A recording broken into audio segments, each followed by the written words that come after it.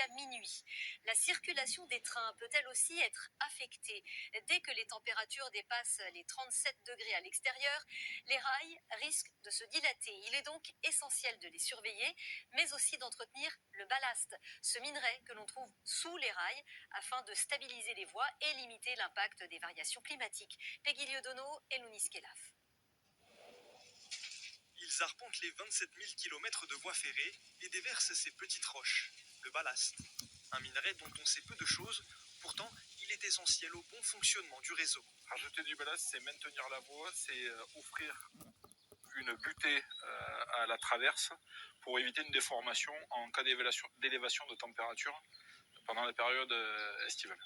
Car en période de forte chaleur comme celle qui touche le pays actuellement, les rails subissent les changements de température et peuvent se déformer. Le rail va demander à s'allonger et nous on contraint l'allongement du rail en le maintenant lié à la traverse, l'attache et le ballast qui bloquent les traverses entre elles. Au total, 2 tonnes de pierre servent à renouveler les voies chaque année. Ici, le nouveau minerai, plus clair, permet d'éviter un éventuel incident de circulation.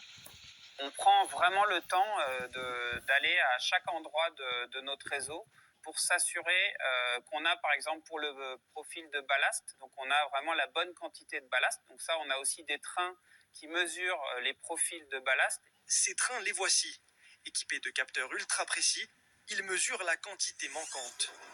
Vu qu'on a un résultat assez précis, entre 5 et 10 mm, on est capable de pouvoir déterminer le manque de ballast et prévoir, avant les fortes chaleurs, le manque de ballast qu'il va y avoir sur les lignes pour pouvoir ballaster en amont.